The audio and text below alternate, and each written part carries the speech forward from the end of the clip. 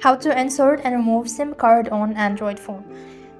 Hi everybody, welcome back to our channel. In this guide I'll walk you through the steps on how can you insert and remove SIM card on Android phone. It's a very simple procedure.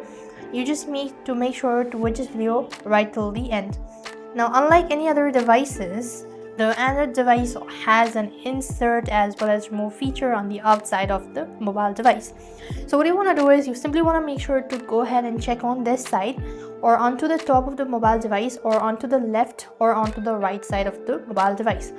There you could actually find a certain small hole where you could actually go ahead and insert the SIM ejector. At the moment I do not have a particular object in order to insert it, so you just need to make sure to place it onto it. Right over here I have it. Okay, then what next you want to do is you simply want to make sure to gently insert it onto your device, and once you do it, so it's gonna actually remove your SIM card. There you could go ahead and make sure to remove the SIM card, and before placing it make sure that you've actually placed the holder correctly. And that is the simplest way you could actually insert as well as remove the SIM onto your Android device. I hope the video was helpful. Make sure to like, share and subscribe to our channel. Thank you for watching. See you in the next video.